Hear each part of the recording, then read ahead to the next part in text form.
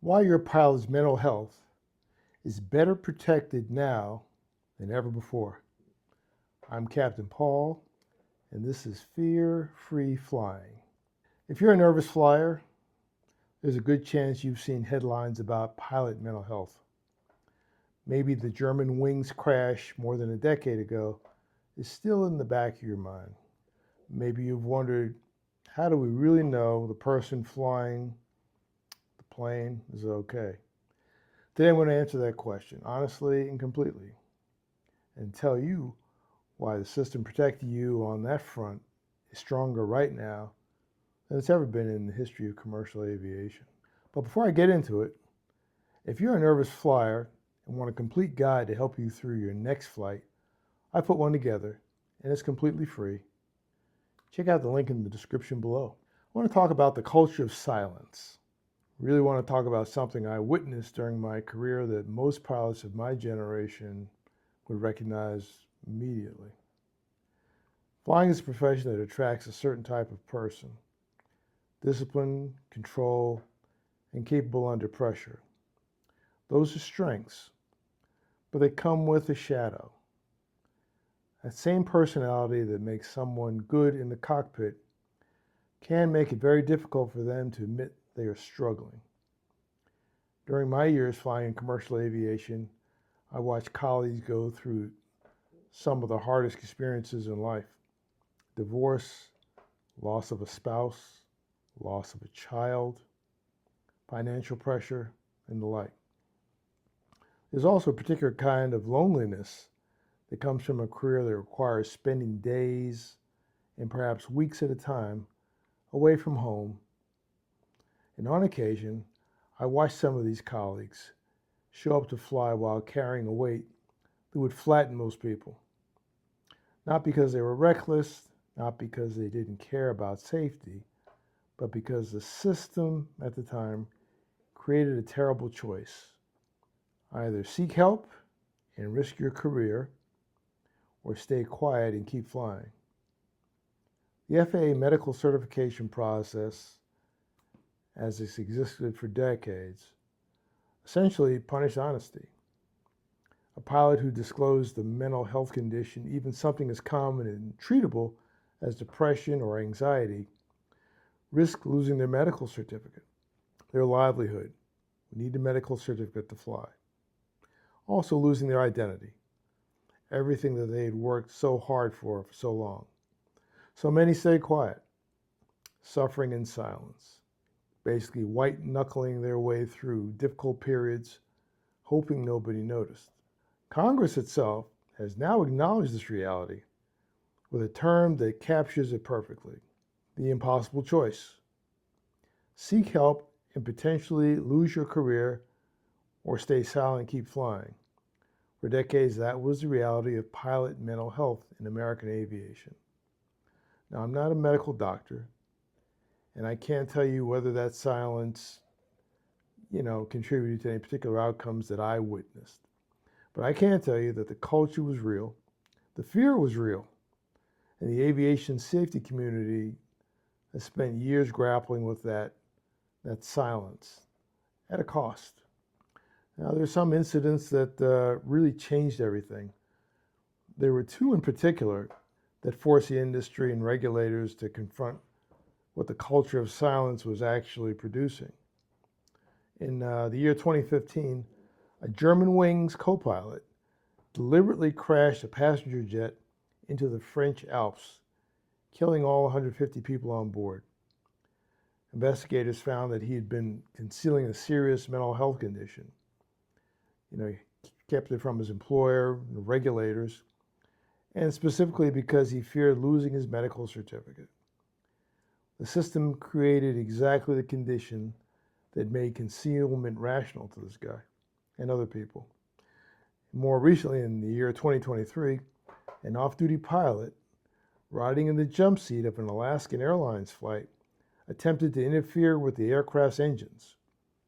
He was overpowered by the flight crew and they landed safely. He later told investigators he had not slept in 40 hours and had taken psychedelic mushrooms. Again, you get a situation where someone who needed help was not getting it. So these were not failures of individual character alone. They were failures of a system that made honesty a little too costly. And they are the reason Congress finally decided to act. There's something called the Mental Health in the Aviation Act. In September 2025, the House of Representatives unanimously passed the Mental Health in Aviation Act. It's called House Resolution 2591. On April 14th of 2026, the Senate Commerce, Science, and Transportation Committee voted unanimously to send the companion bill to the Senate floor for a full vote. This is bipartisan legislation with broad support from ALPA, the Airline Pilots Association, also the Aircraft Owners and Pilots Association, as well as major airlines. It's not controversial. It's long overdue. Here's what the Act requires. The FAA must implement 24 specific recommendations made by the 2024 Mental Health and Aviation Medical Clearances Rulemaking Committee. They got to do this within 2 years. These are concrete regulatory changes, not vague guidelines. The FAA must revise its regulations to encourage voluntary disclosure and treatment without pilots facing immediate career-ending consequences. The goal was to make honesty the rational choice rather than the dangerous one. There's a list of approved medications that is subject to annual review and expansion. Medications like SSRIs, commonly prescribed for depression and anxiety, are being evaluated for compatibility with safe flying rather than being treated as automatic disqualifiers. $15 million per year from the year 2026 through 2029 has been authorized to recruit and train more aviation medical examiners, including psychiatrists, to clear the massive backlog of pilots waiting for special issuance medical certificates. At one point, $5 million annually funds a public awareness campaign inside aviation to destigmatize mental health care and rebuild trust between pilots, and the FAA. So this is not a relaxation of safety standards. Every advocate for the bill has been clear about that. The safety standards remain. What changes is the support system that surrounds those standards. It makes it easier for pilots to get help early before small problems become bigger ones. If takeoff is the moment that gets to you most, I created a 12-minute audio guide specifically for that. It walks you through every sound and sensation from gate to wheels up, so nothing catches you off guard. That link is in the description below. But stay with me, because I want to tell you exactly what the system does to protect you right now. Let's talk about, how pilots are screened today. We'll walk you through what actually stands between you and the pilot who should not be flying. Every commercial airline pilot holds an FAA first-class medical certificate. This is not a one-time credential. It must be renewed every 12 months for pilots over 40, every 6 months for airline transport pilots flying under certain regulations. Every renewal involves a medical examination by an FAA medical examiner.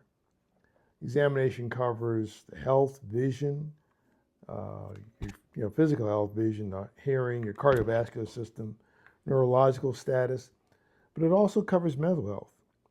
Pilots must disclose any diagnosed medical condition, particularly mental health condition, any psychiatric medications, and any treatment they are receiving.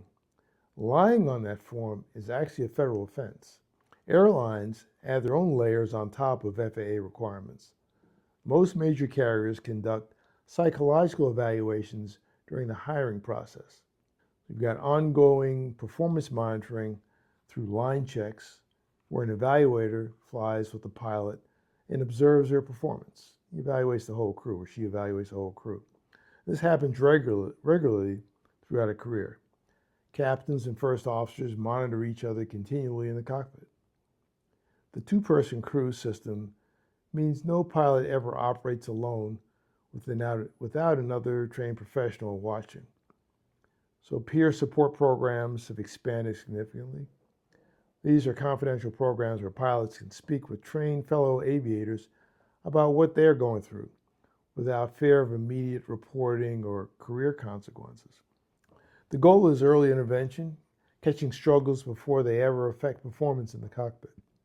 And if a crew member notices something concerning about a colleague, a change in behavior, a decline in performance, signs of struggle, there are reporting mechanisms and support structures designed to address it. So, what it means for you on your flight. I want to be honest with you about something. No system is perfect. Aviation has had tragic incidents involving pilot mental health. The Germanwings crash and the Alaska Airlines incident were not ignored. They triggered investigations, policy reviews, and reforms across aviation authorities worldwide.